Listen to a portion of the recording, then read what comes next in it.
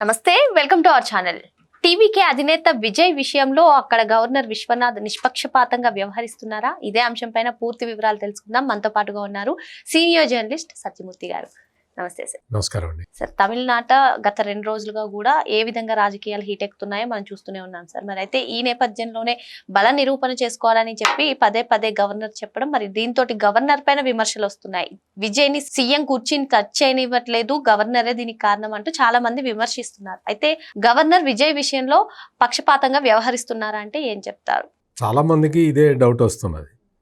Governor ఏదో కేంద్రం చెప్పినట్టు వింటున్నారు, గవర్నరు కేంద్రం చెప్పినట్టు కేంద్ర డైరెక్షన్లో లేదు, కేంద్ర హోంమంత్రి అమిత్ షా డైరెక్షన్లో పనిచేస్తున్నారు అని మామూలు తెలిసి తెలియని వాళ్ళందరూ అదే కామెంట్ చేస్తూ ఉన్నారు.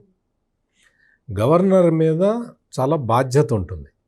ఇటువంటి క్రూషియల్ టైంలో ఆ బాధ్యత ఇంకా ఎక్కువ ఉంటుంది. గవర్నర్ అంటే రాజ్యాంగ పరిరక్షకుడు, రాజ్యాంగాన్ని పరిరక్షించాలి. రాజ్యాంగాన్ని పరిరక్షించాలి అంటే గవర్నరు ఒక్కడే ఆ పని చేయలేడు. సుస్థిరమైన ప్రభుత్వం ఉండాలి, కౌన్సిల్ ఆఫ్ మినిస్టర్స్ ఉండాలి, ముఖ్యమంత్రి మంత్రివర్గం ఉండాలి. వాళ్ళ సిఫార్సు మేరకు గవర్నర్ పనిచేయాలి, రాజ్యాంగ విధులు నిర్వర్తించాలి. అంటే ఇవన్నీ కూడా పటిష్టమైన మంత్రివర్గం ఉంటే తప్ప గవర్నరు తన పని తాను చేయలేడు. అంటే తన పని తాను చెయ్యాలి అంటే ఇవన్నీ ప్రీ రిక్విజిట్స్, ఇవి ఉంటేనే గవర్నర్ పని చేయగలుగుతాడు. అందుకని గవర్నర్కి బాధ్యత ఏముంటుంది అంటే సుస్థిరమైన ప్రభుత్వం ఉండేలాగా చూసుకోవటం అనేది గవర్నర్ యొక్క ధర్మం. ఆ ధర్మం ప్రకారం ఆయన సాటిస్ఫై కావాలి. ఇప్పుడు విజయ్కి మెజారిటీ కన్నా తక్కువ వచ్చినాయి, అక్కడ దాకా వచ్చాడు, బోర్డర్ దాకా వచ్చాడు, కానీ హాఫ్ వే మార్క్ దాటలేదు. హాఫ్ వే మార్క్ దాటని వ్యక్తికి నువ్వు బల నిరూపణ చేసుకో అనే అవకాశం ఇస్తే 24 గంటల టైం ఇచ్చినా, 48 గంటల టైం ఇచ్చినా, 48 రోజులు టైం ఇచ్చినా ఏం చేస్తారు? ఆ పార్టీ ఎమ్మెల్యేలు ఈ పార్టీ ఎమ్మెల్యేలని ఏమన్నా కొనుక్కుంటారేమోనని, that is called horse trading, అది జరుగుతుందేమోనని డౌట్ పడాల్సిన అవసరం గవర్నర్కి ఉంటుంది, మీకు నాకు ఉండకపోయినా. ఎందుకు అట్లా కొనుగోలు చెయ్యటం, మళ్ళీ అధికారాన్ని నిలబెట్టుకోవటం, లేదు అధికారాన్ని మళ్ళీ దాన్ని అంటే రెన్యూ చేసుకొని ఇది చేయటం, ఇవన్నీ కూడా ఏంటి అంటే ఇటువంటి కార్యక్రమాలు చేయటం వల్ల సుస్థిర ప్రభుత్వం ఏర్పడదు. అందుకని గవర్నర్ మీద బాధ్యత ఏముంటుంది అంటే విజయ్కి అదే చెప్తున్నాడు ఈయన విశ్వనాథన్. ఏం చెప్తున్నాడు అంటే మీరు నాకు 118 పేర్లు ఇవ్వండి, మిమ్మల్ని పిలుస్తాను అని చెబుతూ ఉంటే ఇప్పటి వరకు విజయ్ 118 పేర్లు ఇవ్వటం లేదు, అసలు ఇప్పటివరకు ఇవ్వలేదు. ఆయన ఇస్తున్నదన్నీ 107 + 5 112 ఇస్తూ ఉన్నాడు. నీకు అక్కడ చాలా చిన్న పార్టీలు ఉన్నాయి. ఆ చిన్న పార్టీలు అన్నీ కూడా కొన్ని డిఎంకే శిబిరంలో ఉన్నాయి, కొన్ని ఏఐడిఎంకే శిబిరంలో ఉన్నాయి. మరి వాళ్ళు ఇస్తారు అని చెబితే గవర్నర్ ఎట్లా నమ్ముతాడు? వాళ్ళ పేర్లు ఇవ్వండి, వాళ్ళ దగ్గర నుంచి లెటర్లు తీసుకొని ఇవ్వండి అని అడుగుతున్నాడు. అది ఇవ్వట్లేదు. కానీ నేను అసెంబ్లీలో బల నిరూపణ చేసుకుంటానని చెప్తున్నాడు కదా. అదే నీకు అసెంబ్లీలో బల నిరూపణ అంటే నీకు ఎవరన్నా కొనుక్కుంటావేమో. ముందర నీకు సపోర్ట్ ఇచ్చే పార్టీలు లిస్టే నీ దగ్గర లేకపోతే నువ్వు ఎట్లా బల నిరూపణ చేసుకుంటావు? అందుకని ఆయన అవకాశం ఇవ్వట్లా. మీకు ఒకసారి అవకాశం ఇస్తే ఏం పోతుందండి అంటారు చాలామంది. తెలిసి తెలియకుండా మాట్లాడే వాళ్ళే ఇట్లా అంటారు. నీకు ఒక్కసారి అవకాశం ఇస్తే ఏమవుతుంది? నాకు అవకాశం ఇస్తే నేను నిరూపించుకుంటాను, నాకేమోమనండి. అది కాదు కదా అసలు అటువంటి ఆర్గ్యుమెంట్లు కాదు. గవర్నరు కన్విన్స్ కావాలి. మరి నువ్వు గవర్నర్ని కన్విన్స్ ఎందుకు చేయలేకపోతున్నావు? ఇప్పుడు పిఎంకే పార్టీ ఉంది, ఆ పార్టీకి 4 సీట్లు ఉన్నాయి. కమ్యూనిస్టులు ఉన్నారు, సిపిఐకి 2, సిపిఎంకి 2 ఉన్నాయి, 4ను ఇదొక 5, 9 ఉన్నాయి. మరి ఈ లిస్ట్ ఇచ్చేయచ్చు కదా, కాంగ్రెస్తో కలిపి ఈ లిస్ట్ ఇచ్చేయచ్చు కదా. పిఎంకే ఏం చెప్పిందంటే మేము సైలెంట్ అంది. వాళ్ళు ఇప్పటివరకు అటు ఇటు ఎటు చెప్పలేదు. కమ్యూనిస్టులేమో నో మేము డిఎంకేతో ఉంటాము అని చెప్పారు. మరి ఇంకెవరు సపోర్ట్ చేస్తారు నీకు? వాళ్ళది ఇంకొక ముస్లిం పార్టీ ఒకటి ఉంది, ఐయుసిఐఏ సంథింగ్. వాళ్ళు మేము డిఎంకేతో ఉంటాము, మేము మీకు సపోర్ట్ చేయము అని చెప్పారు. ఇంకెవరు సపోర్ట్ చేస్తారు నిన్ను? ఎవరు సపోర్ట్ చేస్తున్నారో చెప్పాలి కదా. ఇంకొకటి వీసీకే అని ఒక పార్టీ ఉంది. ఆ వీసీకే పార్టీ మామూలు, నేను కూడా అనుకున్నా వాళ్ళకి 2 సీట్లు ఉన్నాయి, వాళ్ళు విజయ్కి సపోర్ట్ చేస్తారని అనుకున్నా. వాళ్ళు ఇవాళ ఏం చెప్పారంటే మేము స్టాలిన్ వెళ్ళి కలిసి వచ్చాడు అతను. అంటే నీకు ఏంటి, చిన్న పార్టీలు కూడా విజయ్ వైపు రావట్లేదు. ఎందుకు రావట్లేదు అనేది సపరేట్ రాజకీయం, అది వేరే కథ. నీకు చిన్న పార్టీలు కూడా వచ్చే అవకాశం కూడా లేనప్పుడు గవర్నర్ నీకు అవకాశం ఎట్లా ఇస్తాడు? నేను ఈ పేర్లన్నీ చెప్పా కదా, ఈ పార్టీల పేర్లు. ఈ పార్టీలన్నీ కూడా మేము రాము అని చెప్తూ ఉన్నారు. నువ్వు బల నిరూపణ ఎలా చేసుకుంటావు? అంటే వీళ్ళకు కొంతమంది అనేది ఏంటి అంటే, విజయ్ని గెలిపించటానికి కొంతమంది సభకి గైర్హాజరవుతారు, అబ్స్టైన్ అవుతారు. అంటే బల నిరూపణ జరిగే టైంలో ఓటింగ్కి రారు. అప్పుడేమవుతుంది, మీకు ఒక 20 మంది అబ్స్టైన్ అయిపోయారు అనుకోండి, మీకు ఈ 118 కావాలి కదా, ఇప్పుడు అది తగ్గిపోతుంది. అట్లా విజయ్ని గెలిపిస్తామంటారు.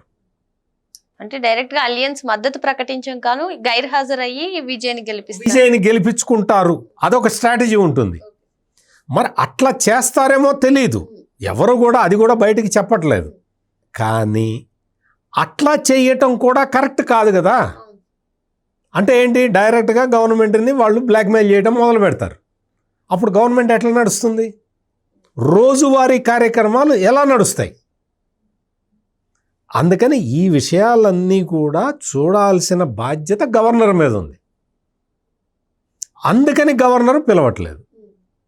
నిన్న ఏమొచ్చింది, బద్ధ శత్రువులైన డిఎంకే ఏఐడిఎంకే ఈ 2 కలిసి గవర్నమెంట్ ఫామ్ చేస్తాయని నిన్న నేషనల్ ఛానల్స్ చెప్పినాయి. ఎందుకు చెప్పారు ఇవి అంటే, కన్ఫ్యూజ్ క్రియేట్ చేయటానికి. నేషనల్ ఛానల్స్కి వాళ్ళకి ఏదో ఒక ఎజెండా ఉంటుంది. ఆ ఎజెండాని వాళ్ళు ఇంప్లిమెంట్ చేయడానికి ఇది చెప్పారు. నీకు దాంతో ఇంకో ఏమైపోయింది, ఎవరికైనా డౌట్లు వస్తాయి కదా. మరి డిఎంకే ఏఐడిఎంకే ఈ 2 పార్టీలు కలిస్తే విజయ్ అపోజిషన్లో కూర్చోవాల్సి వస్తుంది. అధికారం 120 సీట్లు వాళ్ళకి వచ్చేసినాయి. మొత్తం ఈ 2 పార్టీలు కలిస్తే అంటే మెజారిటీ వచ్చేసింది. మరి ఆ టైము ఆ ప్రతిపాదనే నిజమైతే మరి గవర్నర్ ఏం చేయాలి? అప్పుడు ఈ 2 పార్టీలకి మెజారిటీ లేదు, అంటే సింగిల్ లార్జెస్ట్ పార్టీ విజయ్ది. మరి ఈ 2 పార్టీలు కలిసినా కానీ గవర్నరు ఈ 2 పార్టీలని పిలవాలన్న రూల్ ఎక్కడుంది? మేమిద్దరం కలిస్తే 120 అవుతామండి అని చెప్పినా కానీ సింగిల్ లార్జెస్ట్ పార్టీని పిలవకుండా మరి ఈ 2 పార్టీలను ఎట్లా పిలుస్తాడు? సో గవర్నరు డిస్క్రిప్షన్ మీద ఆధారపడి ఉంటుంది. గవర్నర్ నిర్ణయం మీదే ఇవన్నీ ఆధారపడి ఉంటాయి.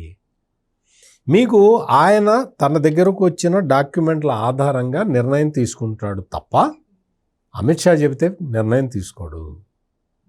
మీరు ఒక పొలిటికల్ ఇన్స్టెబిలిటీని ఎవరు క్రియేట్ చేస్తున్నారు? రాజకీయ పార్టీలు పొలిటికల్ ఇన్స్టెబిలిటీని క్రియేట్ చేస్తూ ఉన్నాయి తమిళనాడులో. దానికి బాధ్యుడిని గవర్నర్ని చేస్తే ఎట్లా? దానికి బాధ్యుడిని అమిత్ షాని చేస్తే ఎట్లా? దానికి బాధ్యుడు వేరే వాళ్ళు కాదు, ఈ రాజకీయ పార్టీలు. తమిళనాడులో ఉన్న రాజకీయ పార్టీలే కారణము. మరి వాళ్ళు సర్దుబాటు చేసుకోకుండా వాళ్ళు మరి ఎవరికి సపోర్ట్ చేస్తారు, ఎవరు ఏం చేస్తారు తెలియకుండా స్టేల్మేట్ కంటిన్యూ అవుతున్న ఈ సందర్భంలో గవర్నర్ ఏం చేయగలుగుతాడు? విజయ్ని పిలవాలి, విజయ్ ఏదో చెప్తాడా? నా కమల్ హాసన్ కూడా చెప్తున్నాడు, ఇట్లా తమిళ ఆత్మ గౌరవాన్ని మీరు తీసి కూని చేస్తారా అని అడుగుతున్నాడు ఆ కమల్ హాసన్. రాజకీయాలు తెలుసుకోవాలి కమల్ హాసన్ అనే వ్యక్తి. సినిమాల్లో పెద్ద గొప్ప నటుడు అయితే కావచ్చు, కానీ మీరు ఎట్లా తమిళ ఆత్మగౌరవాన్ని ఎట్లా కించపరుస్తారా అంటాడు. తమిళ ఆత్మగౌరవానికి దీనికి సంబంధం ఏంటి? గవర్నరు పరిపాలన కరెక్ట్గా జరిగేలాగా ఆయన నిర్ణయం తీసుకోవాలి. He's waiting. విజయ్ మొదటిసారి వెళ్ళి కలిసినప్పుడు ఎన్ని ఇచ్చాడు? 112 ఇచ్చాడు. మరి మిగిలిన పేర్లు ఏవని అడిగాడు. 2 రోజులు ఆగాడు. ఇవాళ ఇంకొక లిస్ట్ ఇచ్చాడు. అది అంతే ఉంది, ఒక్కటి కూడా పెరగలేదు. 112, 114, 116 అయినా ఏమన్నా ఆలోచించేవాడేమో. అందుకని విజయ్కి సంఖ్య పెరగట్లేదు. ఏం చేయాలి ఇప్పుడు గవర్నర్? ఏం చేయాలి అంటే, నీకు ప్రకాష్ రాజ్ చెప్పినట్టు వినరు గవర్నర్లు. ప్రకాష్ రాజ్ చెప్తున్నాడు, భయంకరంగా గవర్నర్ మీద ఎలిగేషన్స్ చేస్తున్నాడు ఈ ప్రకాష్ రాజ్. ఇతనికి ఏం తెలుసు? కాన్స్టిట్యూషనల్ బాధ్యతలు ఏమన్నా తెలుసా ఇతనికి? ప్రకాష్ రాజుకి. ప్రకాష్ రాజు కూడా అదే చెప్తాడు, మీరు అందరూ రాజకీయ పార్టీలతో ఆడుకుంటున్నాడు ఈ గవర్నర్, కేంద్ర ప్రభుత్వ పప్పెట్ట అంటాడు. మరి పరిపాలనా బాధ్యతలు సక్రమంగా ఉండేలాగా చూడాల్సిన గవర్నరు ఆ పరిపాలనా బాధ్యతల్ని కరెక్ట్గా ఎవరు నిర్వర్తిస్తారో చూడాల్సిన అవసరం ఉన్న గవర్నరు తొందరపడి నిర్ణయం ఎట్లా తీసుకుంటాడు? రాజకీయ పార్టీల మధ్య సఖ్యత లేకపోతే గవర్నర్ ఏం చేస్తాడు? గవర్నర్ ఈ రాజకీయ పార్టీలన్నీ కూర్చోబెట్టి మాట్లాడాలా? ఎట్లా చేస్తాడు? ఏఐడిఎంకే డిఎంకే కలుస్తాయంటే ఓకేనా మీకు? ఆ 2 పార్టీలు మరి బద్ధశత్రువులు కదా. ప్రకాష్ రాజు లేకపోతే ఈ కమల్ హాసన్ చెప్పాలి, సమాధానం చెప్పాలి. మరి ఏఐడిఎంకే డిఎంకే కలిస్తే వాళ్ళు మరి సక్రమంగా రాజ్యం చేయగలుగుతారా? 2 విభిన్న వైఖరులు ఉన్నాయి, దృక్పథాలు ఉంటాయి. ఈ 2 పార్టీలు మేము కలిసి అధికారాన్ని పంచుకుంటాం, 2.5 ఏళ్ళు ఆయన 2.5 ఏళ్ళు మేము అంటే అది నైతిక ప్రవర్తన? దాన్ని ఓకే ఈ ప్రకాష్ రాజును ఈ కమల్ హాసన్ ఓకే అంటారా? అప్పుడు సమస్య ఏమొస్తుంది? సింగిల్ లార్జెస్ట్ పార్టీ విజయ్ పార్టీని పిలవకుండా ఈ 2 పార్టీలకు ఎట్లా ఇస్తా అవకాశం? అది వస్తుంది కదా. విజయ్ని పిలవాలి అంటే అతనికి నెంబరు పెరగట్లేదు కదా. ఏ పార్టీ అతనికి సపోర్ట్ చేయట్లేదు కదా. కాంగ్రెస్ తప్ప ఏ పార్టీ అతనికి సపోర్ట్ చేయట్లేదు. ఏం చేయాలి గవర్నర్? ఏం చేయాలి గవర్నర్? అందుకని హీస్ వెయిటింగ్. ఆయన వెయిట్ చేస్తున్నాడు. ఎంతకాలం వెయిట్ చేయాలి? ఇది ఇంకో క్వశ్చన్ ఉంటుంది కదా. ఎంతకాలం వెయిట్ చేయాలి? ఓ రీజనబుల్ టైంకి ఇస్తాడు. ఇచ్చిన తర్వాత ఏం చేస్తాడు? ఎవరు? విజయ్కేమో నెంబర్ పెరగట్లేదు. ఈ 2 విభిన్న పార్టీలు డిఎంకే ఏఐడిఎంకే కలిసే అవకాశం లేదు, కలవట్లేదు, వాళ్ళు రావట్లేదు, వాళ్ళేమీ అఫీషియల్గా ఏమీ ప్రకటించలేదు. నెక్స్ట్ ఏంటి అంటే, ఈ ఎలక్టెడ్ మెంబర్స్ అందరినీ కూడా వాళ్ళందరినీ ఒక 6 నెలల పాటు మీరు సర్దుకొని మీరు మాట్లాడుకొని మీరు తర్వాత రండి, 6 నెలల పాటు రాష్ట్రపతి పాలన పెడుతున్నానని డిక్లేర్ చేస్తారు. ఇది ఫైనల్గా ఇది జరగబోతున్నది. ఎందుకు అంటే ఏ పార్టీ మెత్తపట్టలేదు, ఏ పార్టీ విజయ్ తోటి కలవట్లేదు. ఈ 2 పార్టీలు కలిసినా కానీ సింగిల్ లార్జెస్ట్ పార్టీకి అవకాశం ఇవ్వకుండా వీళ్ళకి ఇవ్వడానికి వీల్లేదు. అందుకని అక్కడ స్టేల్మేట్ ఉన్నది. కాబట్టి ఈ అసెంబ్లీని సుషుప్తావస్థలో పెట్టేసి ఒక 6 నెలలు రాష్ట్రపతి పాలన విధించటం బెటర్ అనేది నా ఒపీనియన్. మరో అంశంతో మళ్ళీ కలుద్దాం. Thank you sir. నమస్కారం అండి.